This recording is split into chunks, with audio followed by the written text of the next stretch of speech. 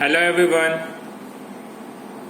So, in continuation with previous video lecture, today in this video lecture we are going to cover the second part, the second mechanism of substitution nucleophilic reaction, and that is SN1. We have already discussed SN2 mechanism. Please make sure before watching this video you have already watched the video named SN2 mechanism, which was uploaded on 3rd May. Coming back to our topic, that is SN1. SN1 stands for, the full form is S stands for substitution, N stands for nucleophilic reaction, and numeric 1 stands for unimolecular. 1 is unimolecular. That means one molecule. Here we consider one reactant, and for us the one reactant will be our substrate.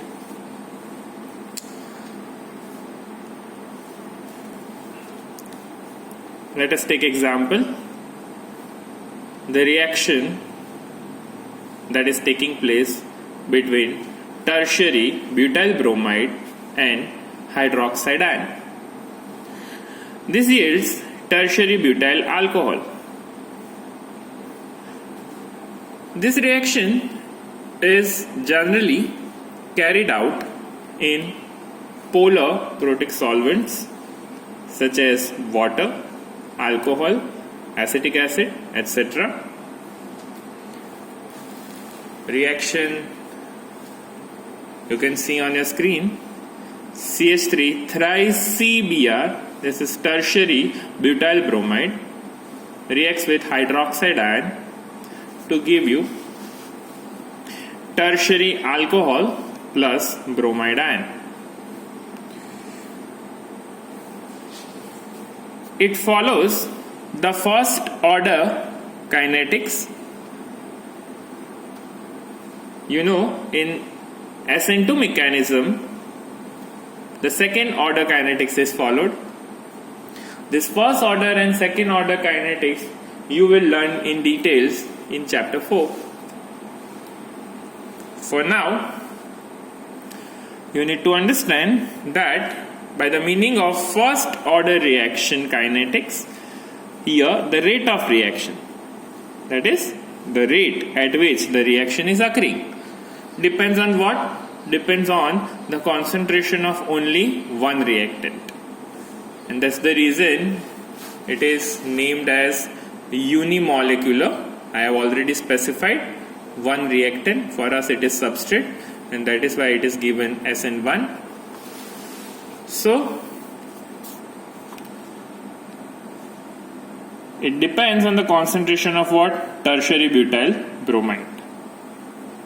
For us it is substrate. It occurs in 2 steps. The first step involves the cleavage of carbon halogen bond. Here we have taken bromide, so first step involves the cleavage of carbon bromine bond. Here the homolytic fission takes place. Please note. While in SN2, heterolytic fission takes place. Now this cleavage yields carbocation. What is carbocation? The ion in which carbon is bearing the positive charge. You can see on your screen, this is tertiary butyl bromide, where you find the partial positive charge on carbon, partial negative charge on bromine because of the bond polarity. This is substrate and homolytic fission takes place. So first steps involves the cleavage where bromine,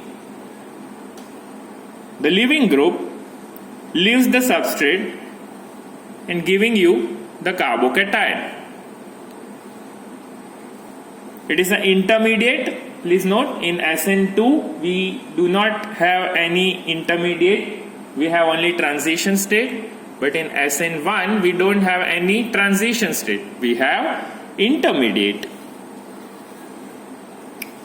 Also you need to remember this is a slow step, the first step, and it is a reversible step. Why you need to remember this? We'll discuss in this video later. The second steps involves the attack of nucleophile to the carbocation. So in second step, the carbocation thus formed due to cleavage is attacked by what? Nucleophile. Here the nucleophile is OH minus. So this is carbocation.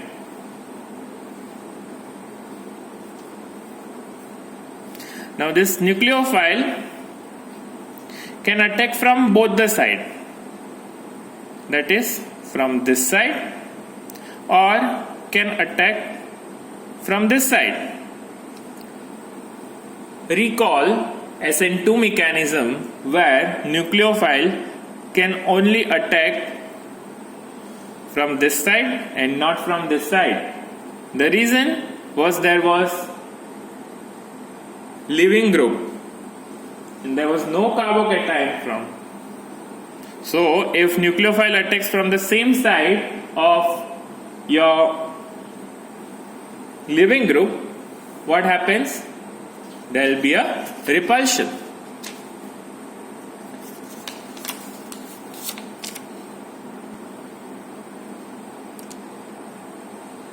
Look at this sheet.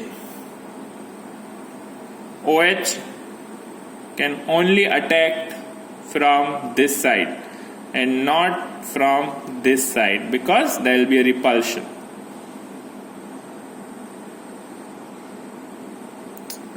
Now you can see as OH can attack from both the side, it will give rise to two products.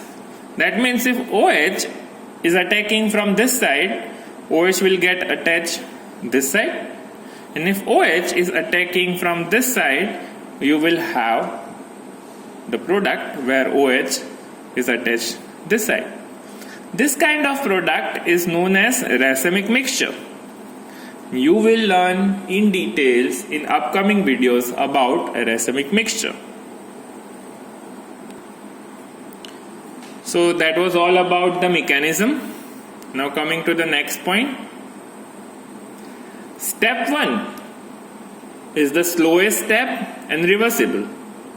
Now recall, I have asked you to remember that step 1 is slowest step and reversible.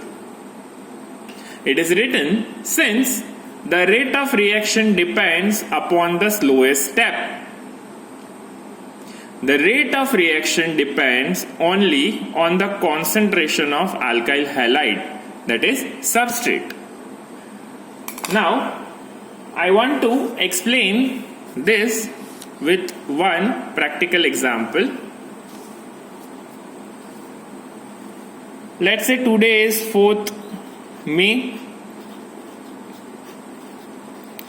You are living in Ahmedabad.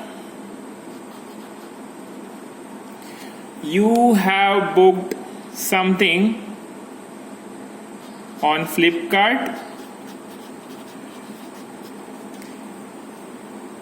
Flipkart had head station in Bangalore. Your order is placed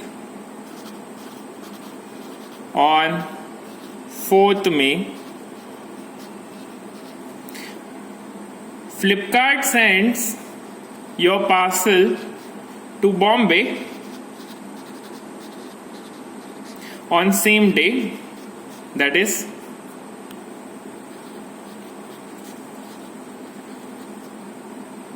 4th May.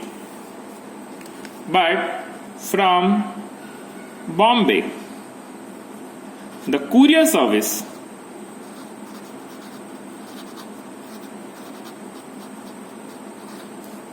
dispatched the parcel to Ahmedabad on 6th May. So this is a first step where your parcel is being dispatched from Bangalore to Bombay in less than 24 hours. But the courier service, which is a second step, which is taking more than 24 hours, let's say 2 days. So if someone asks you who has delayed your parcel, Flipkart or courier service, your answer will be obviously the courier service, because it is taking more time. So that means, now correlate this with your rate of reaction, where the rate of reaction depends on what? The slowest step.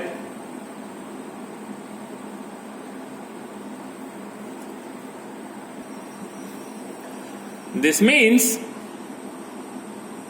how efficiently your alkyl halide, that is a substrate, is forming the carbocation, and that carbocation undergoes the attack of nucleophile, will decide the rate of reaction. And that's the reason the rate of reaction depends on what? The concentration of alkyl halides. Moreover, the rate of reaction depends on what? The slowest step.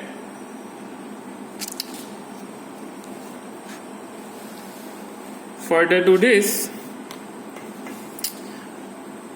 greater is the stability of carbocation, greater will be the formation of alkyl halides.